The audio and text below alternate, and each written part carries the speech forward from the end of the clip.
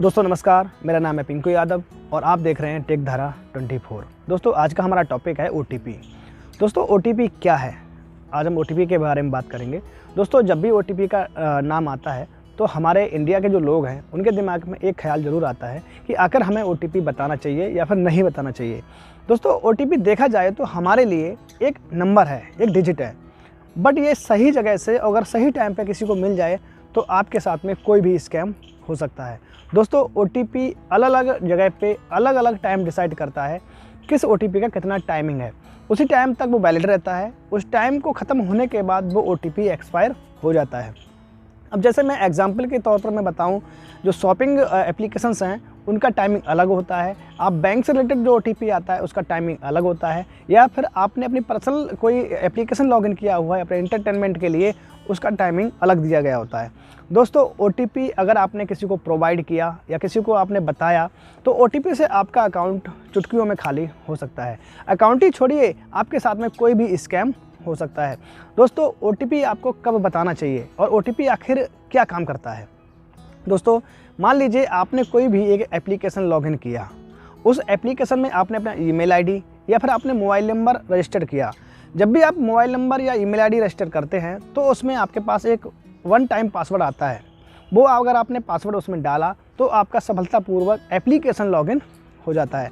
ठीक इसी प्रकार से आपका अकाउंट का जो बैंकिंग रिलेटेड है, आपके पास कोई किसी बंदे ने इन्फॉर्मेशन ले ली, आप किसी के पास गए या आपका जानने वाला या मित्र है, उसने आपका डेबिट कार्ड या कोई भी आपका बैंक से रिलेटेड डॉक्यूमेंट ले लिया। उसमें क्या किया आपने, एक पहले से ही या ई-कॉमर्स वेबसाइट है उनके या फिर एप्लीकेशंस हैं, उनसे उसने क्या काम किया, उस कार्ड को सेव ऑलरेडी पहले से करके रख लिया। बाद में आपके पास CVV नंबर डाल करके वो एक OTP भेजेगा। अगर आपने उससे सही टाइम पर अगर आपने OTP बता दिया तो आपके कार्ड से कोई भी स्कैम हो सकता है या फिर वो आपके कार्ड से वो शॉपिंग कर सकता है। दोस्तों मैं बताना चाहूँगा कि जो OTP का टाइमिंग होता है, मान लीजिए आपने बैंक से रिलेटेड कोई UPI या कोई बैंक से रिलेटेड एप्लीकेशन अगर आपने लॉगिन किया तो उस एप्लीकेशन का जो उस OTP का जो टाइमिंग होता है वो होता है 30 सेकंड, 30 सेकंड का होता है। अगर आपने कोई ऐसा गेम एप्लीकेशन है या लोन एप्लीकेशन या ऐसे बहुत सारे एप्लीकेशन हैं, उनका टाइमिंग लगभग मोस्टली 1 मिनट का दिया गया होता है। ठीक उसी प्रकार से आप अगर UIDAI की साइट पे जाते हैं अपना आधार कार्ड डाउनलोड करने के लिए या कोई भी करेक्शन करने के लिए वेबसाइट विजिट करते हैं तो उसका जो OTP का टाइमिंग होता है वो होता है 10 मिनट। दोस्तों अगर आप माई आधार एप्लीकेशन डाउनलोड करते हैं उसका जो टाइमिंग होता है वो 30 सेकंड का दिया गया होता है। अब क्या ये OTP आपको कैसे बताना चाहिए? जब भी आप ऑनलाइन शॉपिंग करते हैं तो आपको ध्यान रखना चाहिए कि आपने आखिर कोई प्रोडक्ट परचेज़ किया है या आपने एप्लीकेशन लॉगिन किया है। अगर आपने ऐसा किया है अपने हाथों से या आपके जानने वालों ने, तभी आप उस OTP को बताएं। अन्यथा आप ध्यान रखें, OTP को बताने से पहले आपको पूरा अपना स्मार्टफोन का या लैपटॉप कहीं पे भी आपका जो नोटिफिकेशन आता है उसको आपको पूरे सफलतापूर्वक पढ़कर ही OTP किसी को बताना चाहिए। आखिर OTP से क्या क्या फ्रॉड हो सकते हैं?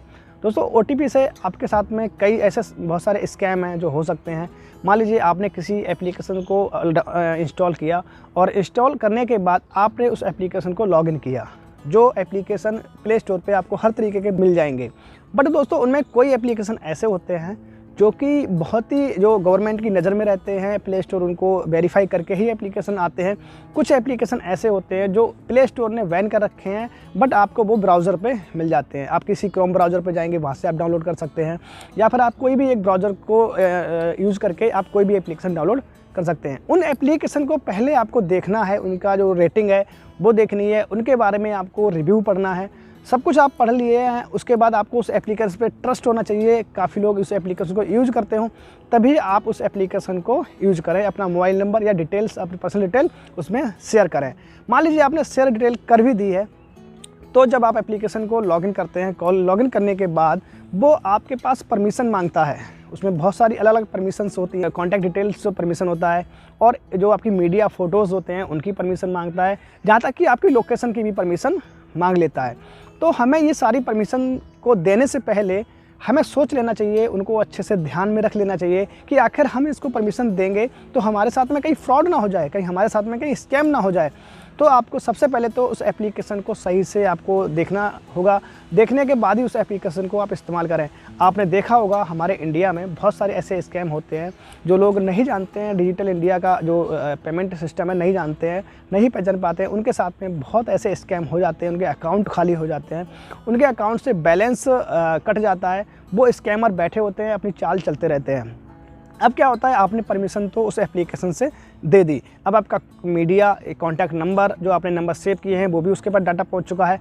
आपके जो फ़ोटोज़ हैं, जो आपकी मीडिया है वो भी उसके पास डाटा स्टोर हो गया है। वो चीज़ चेक जब मर्जी वो चेक कर सकता है, देख सकता है। अब क्या है, वो आपके साथ में चाल चलेगा। वो आपको कॉल करेगा कि सर आपका ये कोई अमेज़ॉन से आपने प्रोडक्ट मंगाया है या कोई भी आपके एप्लीकेशन से कुछ पर्सनल लोन लिया है या लोन लिया है। इस तरीके के फ़ोन आपके पास आना शुरू हो जाते हैं। कभी कभी तो ऐसा होता है कि आपके रिलेटिव से ही फ़ोन वो बोल करके बोलता है कि मैं ये बोल रहा हूँ, और आपका फ्रेंड का नाम लेके उसका हस्बैंड बोल रहा हूँ या कोई भी बोल रहा हूँ, ऐसे आपके पास कॉल करेगा। फिर वो आपको वो अपना स्कैम करने के लिए आपको अपना टारगेट बनाएगा। इससे आपको बचना कैसे है? सबसे पहले आपको जो मैंने बताया, आपको एप्लीकेशन लॉगिन करने से पहले उसके बारे में छानबीन करनी है, उसको अच्छे से पढ़ लेना है, तभी आपको OTP डालना है या उस एप्लीकेशन को अलाउ परमिशन करना है। दोस्तों कई बार तो ऐसा होता है कि हम प्रोडक्ट लिया ही नहीं है और ऑटोमेटिक ऑर्डर दिखा देते हैं। तो ऐसे क्या होता है, हमारा जो डेटा होता है कहीं ना कहीं ये ई-कॉमर्स जो प्लेटफॉर्म होते हैं, कंपनियां होती हैं, ये कहीं ना कहीं तो शेयर करती हैं, ताकि इन लोगों को इससे बेनिफिट होता है, ये पैसे कमाते हैं और हमारा डाटा शेयर हो जाता है। ऐसे में हमारे पास फ्रॉड कॉल भी आते हैं कभी कभी। उनसे क्या होता है कि वो बोलते हैं कि सर आपने प्रोडक्ट जो ऑर्डर किया है वो कहाँ पे डिलीवरी करना है। इस तरीके से आपके पास कॉल आएगा, आप बोलोगे कि मैंने कोई भी प्रोडक्ट ऑर्डर नहीं किया है, बट वो आपके बोलेगा सर आपने ऑर्डर किया है। हो सकता है आपने ऑर्डर ना किया हो, गलती से किसी और ने ऑर्डर कर दिया हो। ऐसे वो आपसे चाल करके आपसे पूछेगा, ठीक है सर आप इस ऑर्डर को, अगर आप मान लो आप मना करते हैं उस ऑर्डर के लिए कि मैं नहीं लूँगा, तो वो बोलेगा ठीक है सर ये ऑर्डर मैं कैंसिल कर देता हूँ, और जब मैं कैंसिल करूँगा तो आपके पास एक OTP जाएगा, कृपया वो OTP मुझे बताएं। और जब भी वो आपके पास OTP भेजेगा, और ऐसी बंदा OTP भेजेगा, वो स्कैमर हो सकता है, वो आपके साथ में स्कैम कर सकता है। तो आप कभी भी OTP अगर आता है तो सबसे पहले आपको नोटिफिकेशन स्क्रॉल करना है नीचे की साइड में, और स्क्रॉल करने के बाद आपको नोटिफिकेशन प्रॉपर आपको रीड करना है, पढ़ना है, उसी के बाद ही आप OTP बताएं। दोस्तों मेरा कई दिनों का एक्सपीरियंस है, जो मेरे आंखों के सामने मैं जो आते हैं, जो यूजर्स आते हैं, उनके साथ में कई स्कैम हो चुके होते हैं। उन सारे एक्सपीरियंस को शेयर करते हुए आज मैं इस वीडियो बना रहा हूँ। आपको कोई भी एप्लीकेशन जब यूज़ करते हैं, उसमें भी बैंकिंग डिटेल या आपका डेबिट कार्ड या आपका जो CVV नंबर होता है वो कहीं अनऑथराइज एप्लीकेशन पे शेयर ना करें। फ्रेंड्स अगर आप शेयर करते हैं तो आपके साथ में कोई भी स्कैम हो सकता है। दोस्तों OTP एक बहुत बड़ा मुद्दा नहीं है। अगर आप होशियारी से, अगर आप एक अच्छे से OTP का इस्तेमाल करते हैं या कोई प्लेटफॉर्म का इस्तेमाल करते हैं, तो आपके साथ में कोई भी फ्रॉड नहीं कर पाएगा, कोई भी स्कैम नहीं कर पाएगा। दोस्तों इसके लिए आपको सबसे पहले अपनी बातों का ध्यान रखना होगा। बचना कैसे है? सबसे पहले आपको फालतू के एप्लीकेशन जो होते हैं, जैसे ट्रू कॉलर हो गया। ट्रू कॉलर तो एक बहुत बड़ा ब्रांड हो चुका है, वो शायद आपके साथ में, मैं श्योर तो नहीं कह सकता फ्रॉड करेगा, बट हाँ कभी कभी वो डाटा कहीं ना कहीं तो शेयर करता ही है, आपकी परमिशन लेता है, आपका डायलर पैड बन जाता है ट्रू कॉलर। मैं कभी अपना खुद से पर्सनली मैं अगर बताऊं तो मैं कभी ट्रू कॉलर को यूज़ नहीं करता हूं, या मैं कोई थर्ड पार्टी एप्लीकेशन यूज़ नहीं करता हूं। जो भी एप्लीकेशन मेरे स्मार्टफोन में आए हुए होते हैं मैं उन्हीं एप्लीकेशन को यूज़ करता हूं। अगर मान लीजिए आप यूज़ करते भी हैं तो सबसे पहले आपको ध्यान रखना होगा कि थर्ड पार्टी एप्लीकेशन को आपको सही अच्छे तरीके से उसको छानबीन करनी होगी। देन फ्रेंड्स आप कोई भी परमिशन देते हैं तो उसको ध्यान में रखना होगा। बहुत सारे ऐसे एप्लीकेशन होते हैं, जैसे बहुत सारे गेमिंग एप्लीकेशन है, उनमें आप डाटा शेयर करते हैं, या फिर वो बोलते हैं कि आपको इस एप्लीकेशन के माध्यम से आप बहुत सारे पैसे अर्न कर सकते हैं, पैसे कमा सकते हैं। तो इसमें भी आपको कहीं ना कहीं तो सोचने की बात है, आप सोच के ही उसमें बैंकिंग डिटेल डालें। दोस्तों अगर आप अकाउंट नंबर या IFSC कोड डालते हैं तो वो आपके साथ में फ्रॉड तो नहीं कर सकता है, बट आप अगर डेबिट कार्ड कहीं यूज़ करते हैं या CVV कहीं यूज़ करते हैं तो सबसे पहले आपको याद रखें कि आपकी जो कार्ड डिटेल है उसको आपको सेव नहीं करनी है। अगर आप कार्ड डिटेल सेव करते हैं तो वो कभी भी आपके पास CVV डाल करके आपके पास एक OTP लेकर के स्कैम कर सकता है।